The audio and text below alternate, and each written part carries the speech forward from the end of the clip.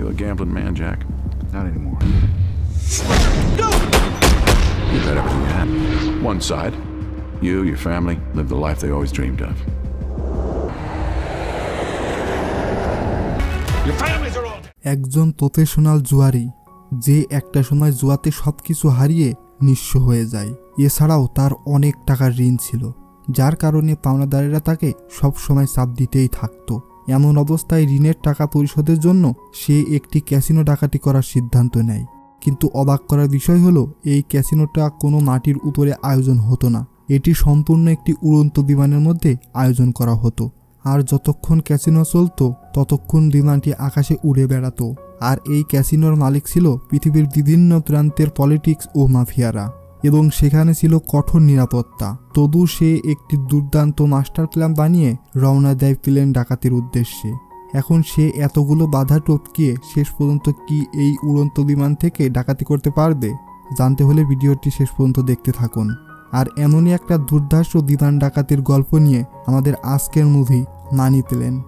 এই মুভির মূল চরিত্র, সে মূলত একজন প্রফেশনাল জুয়ারি ছিল, আর সে তার সমস্ত টাকা পয়সা জুয়াতে হেরে সে এখন একদম নিঃস্ব পিরাই। এমনকি সে জুয়াতে যে পরিমাণ টাকা হেরেছিল তার সকল টাকা জ্যাক পরিশোধ করতে পারেনি। আর জ্যাকের টাকা পরিশোধ করেছিল ফ্র্যাঙ্ক নামের একজন আন্ডারওয়ার্ল্ডের মাফিয়া। আর যেহেতু জ্যাকের টাকা ফ্র্যাঙ্ক পরিশোধ করে দিয়েছে, তাই জ্যাক একটা চুক্তি অনুযায়ী সে ফ্র্যাঙ্কের হয়ে বিভিন্ন অপরাধমূলক কাজ করে দিত। তেমনি আজকে ফ্র্যাঙ্ক তাকে একটা মিউজিয়ামের $4 মিলিয়ন একটি মূল্যবান পেন্টিং চুরি করার জন্য পাঠিয়েছে। এখানে জ্যাক একজন ভিজিটরের পরিচয় দিয়ে মিউজিয়ামের ভিতরে ঢুকে পড়ে। আর আগে থেকেই এই মিউজিয়ামের সিসিটিভি ক্যামেরাগুলো হ্যাক করে তাদেরই আরেকজন সহকারী মিউজিয়ামের বাহিরে গাড়ি থেকে ওয়্যারলেস ইয়ারফোনের মাধ্যমে বিভিন্নভাবে সাহায্য করতে থাকে। জ্যাক সেই পেন্টিংটা খুঁজতে খুঁজতে মূল রুমে প্রবেশ করে, আর প্রবেশ করে সে দেখে ওখানে ওই পেন্টিংটি নেই। অথচ তার সহকারী ক্যামেরাগুলো হ্যাক করে একটু আগেই দেখে পেন্টিংটি এই রুমেই ছিল। এমন মুহূর্তে তার সহকারীর কম্পিউটার আর কাজ করছিল না। তখন সে গাড়ি থেকে নেমে খোঁজাখুঁজি করতে লাগে। সে দেখতে পায় তাদের গাড়িতে আগে থেকেই কেউ একটি হ্যাকিং ডিভাইস লাগিয়ে রেখেছিল, যার কারণে তাদের সকল প্ল্যান আগেই ফাঁস হয়ে যায়। আর তখনই সেই সহকারী জ্যাককে তাৎক্ষণিক জানিয়ে দেয় যে তারা এখানে ফেঁসে গিয়েছে, এবং তাকে এই মুহূর্তে এখান থেকে পালিয়ে যেতে বলে। যখন সে বাহিরে যেতে লাগে তখন সে দেখতে পায় বাহির থেকে দরজাটি লক করা, এবং কেউ একজন বাহির থেকে স্মোক গ্রেনেড ছুঁড়েছে। আর তখনই জ্যাকের আর একজন সহকারী সেখানে এসে তাকে দরজা খুলে বের করে নিয়ে যায়। বাহিরে যেতে লাগলে সেখানকার গার্ডদের সঙ্গে তাদের প্রচণ্ড মারামারি হয়। অবশেষে তারা গার্ডগুলোকে মেরে সেখান থেকে কোনো রকম পালিয়ে আসে। তারা সেখান থেকে পালিয়ে এসে প্রচণ্ড টেনশন করতে থাকে। তারা ভাবে যে তাদের সাথে কে এমন করলো। এরপর জ্যাক সরাসরি তার বস ফ্র্যাঙ্কের কাছে চলে আসে।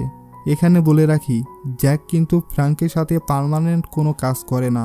এর আগে জ্যাক জুয়াতে হেরে যত ঋণ হয়েছিল সেই সব টাকা ফ্র্যাঙ্ক পরিশোধ করেছিল। এখন যেহেতু জ্যাকের ঋণ পরিশোধ করার মতো সামর্থ্য ছিল না, তাই সে বিভিন্ন কাজের মাধ্যমে তার ঋণ পরিশোধ করার জন্যই সে ফ্র্যাঙ্কের নির্দেশ অনুযায়ী এসব অপরাধমূলক কাজ করে আসছিল। জ্যাক ফ্র্যাঙ্ককে জানায় সেই পেন্টিংটা চুরি করতে রুমে ঢুকলেই সেটা ওখান থেকে উধাও হয়ে যায়।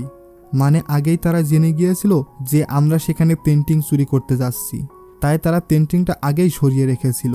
কিন্তু ফ্র্যাঙ্ক এটা কোনোভাবেই মেনে নিতে পারছিল না, কারণ পেন্টিংটা ছিল অনেক দামি। তখন ফ্র্যাঙ্ক বলে, তুমি যেহেতু পেন্টিং চুরি করতে পারোনি, তাই এখনও তুমি আমার কাছে ঋণী। আর যতদিন তুমি ঋণের টাকা পরিশোধ না করবে ততদিন তোমাকে আমার হয়ে কাজ করতে হবে। এজন্য ফ্র্যাঙ্ক এবার তাকে আরেকটি চুরির প্ল্যান সম্পর্কে জানায়। ব্যাপারটি হলো, মানি প্লেন নামের একটি বিমান আছে, কিন্তু বিমানটি কোনো যাত্রী নিয়ে চলাচল করে না। বিমানটি প্রতিদিন একবার করে টেক অফ করে, এবং সেই উড়ন্ত বিমানের ভিতরে জমজমাট ক্যাসিনোর আয়োজন করা হয়। আর সেই বিমানের যাত্রী তারাই হতে পারে যারা আন্ডারওয়ার্ল্ডের কুখ্যাত মাফিয়া এবং যারা দেশের সর্বোচ্চ ধনী লোক। আর বিমানটি উড়ন্ত অবস্থায় ভিতরে চলতে থাকে ক্যাসিনোর আসর। এছাড়াও বিমানটিতে রয়েছে ক্যাসিনোর বিলিয়ন বিলিয়ন ডলার। এখন ফ্র্যাঙ্ক বলে, যেহেতু তুমি পেন্টিংটা চুরি করতে পারোনি, তাই এবার তোমার মিশন হলো এই ক্যাসিনোর বিমানে ডাকাতি করা। জ্যাক এটা শুনে প্রচণ্ড ঘাবড়ে যায়, কারণ একে তো বিমানটিতে উড়ন্ত অবস্থায় ক্যাসিনো চলে, তার উপর আবার সেখানে রয়েছে বিশ্বের সবচেয়ে ভয়ঙ্কর সন্ত্রাসী। এছাড়াও বিমানটিতে রয়েছে সর্বোচ্চ নিরাপত্তা সিস্টেম। এগুলো ভেবে জ্যাক ফ্র্যাঙ্কের প্রস্তাবে রাজি হয় না। তখন ফ্রাঙ্ক তাকে তার ওয়াইফ এবং বাচ্চার ছবি দেখিয়ে বলে, যদি এই ডাকাতি করতে রাজি না থাকো তাহলে ধরে নাও কাল থেকে তোমার ওয়াইফ আর বাচ্চা জীবিত নেই। এছাড়াও আরও বলেন, ওই বিমানে যতগুলো ডলার আছে সেটি ডাকাতি করতে পারলে আমার ঋণ পরিশোধ হয়েও আরও কয়েক বিলিয়ন ডলার অবশিষ্ট রয়ে যাবে, আর সেখান থেকে তুমি এত পরিমাণে টাকা পাবে যে যা দিয়ে তুমি তোমার ওয়াইফ আর সন্তান নিয়ে সারা জীবন লাক্সারিয়াস লাইফস্টাইল কাটাতে পারবে। এখন যেহেতু জ্যাকের আর্থিক অবস্থা ভালো নেই, তার উপর আবার মাথায় ঋণের বোঝা, তাই এবার কোনো উপায় না পেয়ে একরকম বাধ্য হয়েই সে এই বিমানটিতে ডাকাতি করতে রাজি হয়ে যায়। এবার ফ্রাঙ্ক তাকে কাজের সবকিছু বুঝিয়ে দেয়। এরপর সে একটা টিম নিয়ে ডাকাতি সম্পর্কে বিভিন্ন প্ল্যান বানাতে থাকে। এখানে বলে রাখি, এই তিনজন শুধুমাত্র জ্যাকের পার্সোনাল সহকারী ছিল, তারা কেউই ফ্রাঙ্কের লোক ছিল না, তারা শুধুমাত্র জ্যাকের হয়েই কাজ করত। এদের মধ্যে একজনের নাম অ্যাডেলি, সে জ্যাকের সাথে সরাসরি উপস্থিত থেকে বিভিন্ন মিশনে অংশগ্রহণ করে। আর আরেকজনের নাম পিটার, সে এই সকল মিশনে বিভিন্ন সিস্টেম হ্যাক করে সহযোগিতা করে। আরেকজনের নাম ব্রায়ান, সে দূর থেকে এই সকল অপারেশনের জন্য তাদের সার্ভার সিস্টেম কন্ট্রোল করে। এবার জ্যাকের নেতৃত্বে 4 জন মিলে একটি প্ল্যান বানিয়ে ফেলে। সেটা হলো, জ্যাক তার পরিচয় গোপন রেখে সে একজন ধনী ব্যবসায়ী সেজে ওই বিমানে ক্যাসিনো খেলার জন্য উঠবে, আর তার সাথে ফ্লাইট অ্যাটেন্ডেন্ট হয়ে অ্যাডিলিও বিমানে উঠবে, আর পিটারও একজন ক্যাসিনোর প্লেয়ার হয়ে বিমানে থাকবে। জ্যাকের কাজ হলো কৌশল করে সে আগে পাইলটের কাছে থেকে বিমানের ককপিট কন্ট্রোলে নিবে, আর সহযোগী হিসাবে থাকবে অ্যাডেলি। আর পিটার কৌশলে সেই বিমানের সার্ভার রুম খুঁজে সেটি বের করে হ্যাক করবে। এই 3 জন বিমানে থাকবে, আর নিচে থাকবে তাদের আরেকজন সহকারী ব্রায়ান, সে নিচে তাদের একটি সার্ভার স্টেশন বসাবে। আর উপরে যখন পিটার বিমানের সার্ভার হ্যাক করবে তখন ব্রায়ান তাদের নিজস্ব সার্ভারে সকল টাকা ট্রান্সফারের দায়িত্ব থাকবে। এরপরে দেখা যায় জ্যাক বাড়িতে চলে এসে তার মেয়ের সাথে আড্ডা দিচ্ছিল। জ্যাক জুয়াতে সব কিছু হেরে তার এই একমাত্র বাড়িটিই অবশিষ্ট ছিল। সে তার সন্তান এবং ওয়াইফকে নিয়ে এই বাড়িতেই থাকতো। এবার জ্যাক তার বিশ্বস্ত বন্ধুকে তার বাড়িতে নিয়ে এসে এই ডাকাতি সম্পর্কে জানায়, আর বন্ধুকে বলে, আমি ডাকাতি করতে যাওয়ার পর আমার সন্তান এবং ওয়াইফের নিরাপত্তাটা অনেক জরুরি, কারণ আমি চলে গেলে তারা বাসায় একা হয়ে যাবে, তাই তোমাকে নিরাপত্তার বিষয়টি খুব খেয়াল করে করতে হবে, আর ডাকাতির একটা পার্সেন্টেজও তোমাকে দেওয়া হবে। যেহেতু সে জ্যাকের ভালো একজন বন্ধু ছিল, তাই এমনিতেই সে জ্যাকের ফ্যামিলিকে নিরাপত্তা দিতে রাজি হয়ে যায়। এরপর জ্যাক, পিটার এবং অ্যাডেলি মিলে সেই বিমানে ক্যাসিনো খেলার জন্য উঠে পড়ে। পূর্ব প্ল্যান অনুযায়ী অ্যাডেলি সেখানে ফ্লাইট অ্যাটেন্ডেন্ট হিসাবে ছিল, আর অল্প কিছুক্ষণের মধ্যেই বিমানটি টেক অফ করবে। এবার তাদের সবাইকে চেকিং করে ক্যাসিনো রুমে প্রবেশ করানো হয়, আর তাদের সবার হাতেই একটা করে মানি ট্রানজ্যাকশন ব্যাজ পরানো হয়, যেটার মাধ্যমে তারা ক্যাসিনোর টাকা লেনদেন করতে পারবে। আর এবার বিমানটি টেক অফ করে। এরপর সেখানে এই ক্যাসিনোর ম্যানেজমেন্ট টিম এসে তাদের খেলার নিয়মকানুন এবং এই বিমানের যাবতীয় রুলস জানিয়ে দেয়। সেখানে বলা হয়, কেউ যদি তাদের রুলস ভঙ্গ করে তাহলে তাদেরকে সঙ্গে সঙ্গে মেরে উড়ন্ত বিমান থেকে বাইরে ফেলে দেওয়া হবে। সেখানে দেখা যায় বিভিন্ন দেশ থেকে এসেছে ধনীরা এবং মাফিয়ারা সেখানে খেলার জন্য এসেছে। এবার তাদের সবাইকে ক্যাসিনোর রুমের দিকে নিয়ে যাওয়া হয়। যাওয়ার সময় জ্যাক পিটারকে বলে, এই জার্নিটা অনেক লম্বা সময়ের, তাই তুমি সুযোগ পেলেই সার্ভার রুম খোঁজা শুরু করে দিবে, আর আমি পাইলটের কন্ট্রোল নেওয়ার চেষ্টা করব। এরপর সেখানে ক্যাসিনোর প্রথম পর্যায়ের খেলা শুরু হয়ে যায়। প্রথম থেকেই জ্যাক হারতে শুরু করে, কিন্তু সে যতই হারুক সে শুধু ওখান থেকে উঠে আসার জন্য ছটফট করছিল। এক পর্যায়ে জ্যাক তার শরীরটা একটু অসুস্থর কথা বলে ওখান থেকে উঠে পাশের রুমে যায় এবং তার পরিবর্তে সে পিটারকে ওখানে খেলতে বলে, আর পিটার জ্যাকের হয়ে সেখানে খেলা শুরু করে। এরপর জ্যাক সেখান থেকে বের হয়ে মাতালের অভিনয় করতে করতে পাইলটের রুমের দিকে আসতে থাকে, আর একটু পরে সেখানে অ্যাডিলিও চলে আসে। এরপর একটি খাবারের প্লেট নিয়ে পাইলটের রুমে নক করে, আর জ্যাক একপাশে লুকিয়ে থাকে। এবার একজন পাইলট খাবার রিসিভ করার জন্য দরজা খুললেই জ্যাক তাকে আঘাত করে বিমানের ককপিটে ঢুকে পড়ে। এমন সময় সেখানে একজন পাইলট চলে আসে। এবার জ্যাক যখন তাকে মারতে লাগে তখন বিমানটি একটু এদিক ওদিক দুলতে থাকে, আর এজন্য সে ক্যাসিনোর রুমে থাকা সবাই একটু ভয় পেয়ে যায়। যদিও বিমানটি এই অবস্থায় অটো পাইলট চালু করা ছিল, তখন ম্যানেজমেন্ট থেকে বলে, আপনারা সবাই শান্ত থাকুন, আর বলে যে আমাদের এই বিমানে রয়েছে বিশ্বের সেরা 2 জন পাইলট, তাই আপনাদের কোনো ভয় পাওয়ার কারণ নেই। আর এবার এই 2 জন পাইলটকে মেরে জ্যাক বিমানটির পুরো কন্ট্রোল নিয়ে নেয়, আর অ্যাডেলি পাইলটের ডেড বডি ছোট একটা রুমে লুকিয়ে রেখে সে সেখান থেকে বাইরে যায়। এরপর সে খাবারের সাথে পিটারকে একটা ছোট্ট এয়ারবাস দিয়ে আসে, আর সেটা সে কানে লাগিয়ে নেয়, যার কারণে এখন জ্যাকেরা সবাই একে অপরের সাথে কানেক্টেড। এবার বিমানটি স্বাভাবিক অবস্থায় চলতে থাকে।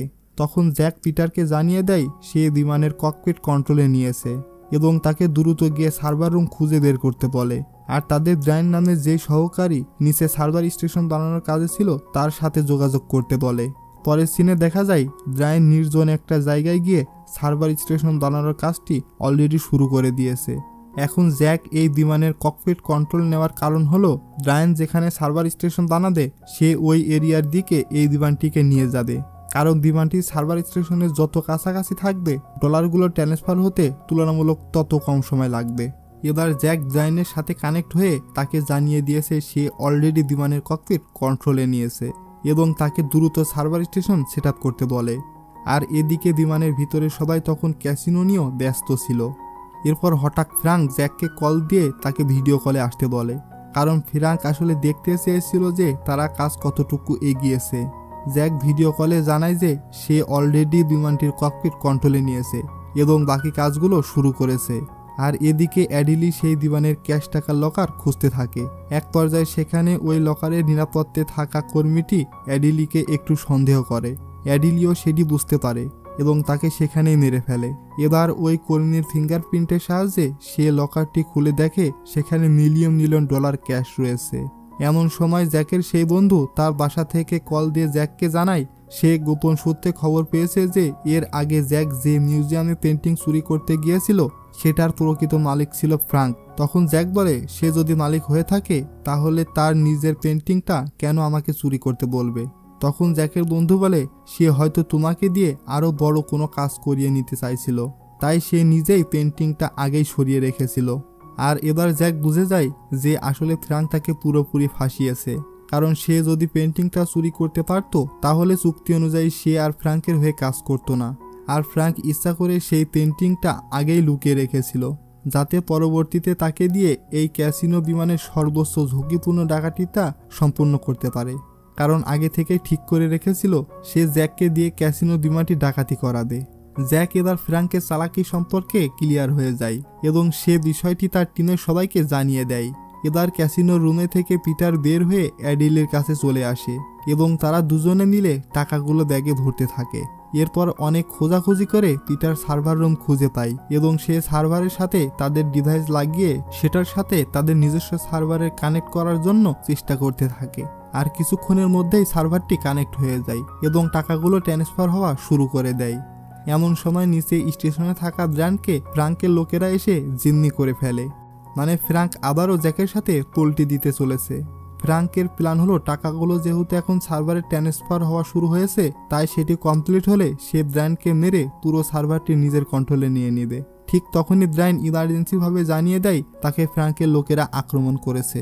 তখন জ্যাক খবরটি পিটারকে জানিয়ে দেয় এবং বলে যেহেতু টাকাগুলো ট্রান্সফার শুরু হয়েছে তাই বাকিটুকু ট্রান্সফার হওয়ার আগেই আমাদের সার্ভার ডিসকানেক্ট করে দাও এবং তোমার কাছে থাকা পার্সোনাল ড্রাইভারে ট্রান্সফার করতে থাকো। তখন পিটার বলে সার্ভার থেকে পার্সোনাল ড্রাইভারে ট্রান্সফার করতে গেলে বিমানের অ্যালার্ম বেজে উঠবে, তখন আমরা বাকি কাজগুলো সম্পূর্ণ করতে পারবো না। তখন জ্যাক বলে সমস্যা নেই, আমরা প্ল্যান এ এর পরিবর্তে প্ল্যান বি ব্যবহার করব। মানে হলো যদি কোনো প্রবলেম হয় তাই তারা পার্সোনালি রক্ষার জন্য আগে থেকে বিকল্প হিসাবে তারা আরেকটি প্ল্যান বানিয়ে রেখেছিল এবং এখন তারা সেই প্ল্যান অনুযায়ী কাজ শুরু করবে। এবার দেখা যায় জ্যাকের সেই বন্ধু বাসাতে বসে থেকেই ড্রোনের সাহায্যে ড্রানের কাছে থাকা ফ্রাঙ্কের সকল লোকেদের শ্যুট করে মেরে ফেলে। তার কিছু পরে ফ্রাঙ্ক কল দিলে জ্যাক প্রথমে ফ্রাঙ্ককে না চেনার ভান করে। তখন অনেক রাগ হয়ে ফ্রাঙ্ক বলে আমি সারা পৃথিবীর নাম্বার 1 মাফিয়া আর আমি তোমাকে এই ক্যাসিনোর প্ল্যানটি ডাকাতি করতে পাঠিয়েছি আর তুমি এখন আমাকেই চিনতে পারছো না।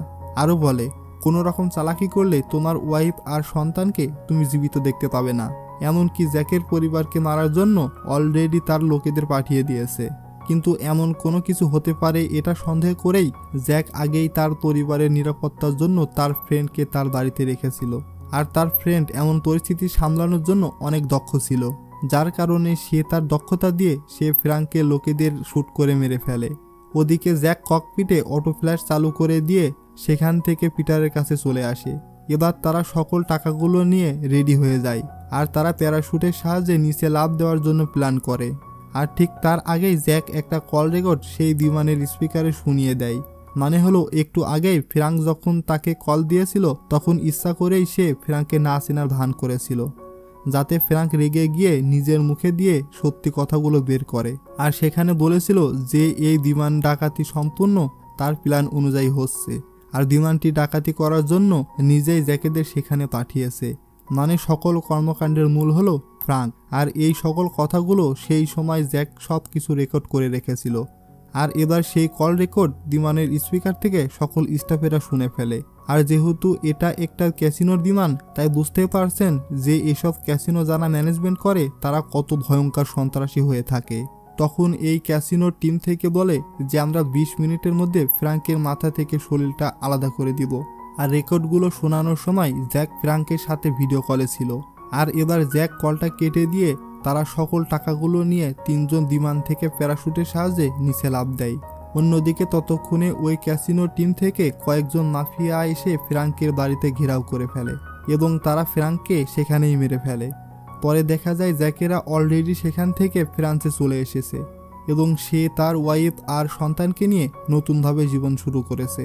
জ্যাকেরা যতগুলো টাকা ডাকাতি করেছিল তা হয়তো সারা জীবনেও শেষ করতে পারতো না, কিন্তু তারা সবাই মিলে ঠিক ততটুকু টাকাই নিজেদের কাছে রেখেছিল যতটুকু তাদের প্রয়োজন ছিল। আর বাকি সব টাকাগুলো তারা বিভিন্ন চ্যারিটি ফান্ডে দান করে দেয়। আর এখানেই এই অসাধারণ ডাকাতির মাস্টার প্ল্যান মুভিটি শেষ হয়ে যায়। তো কেমন লাগলো মুভিটি? ভালো লাগলে অবশ্যই একটা লাইক দিয়ে আমাদের পাশে থাকতে ভুলবেন না। তো দেখা হচ্ছে আগামী ভিডিওতে। ততক্ষণ পর্যন্ত ভালো থাকুন, সুস্থ থাকুন। আল্লাহ হাফেজ।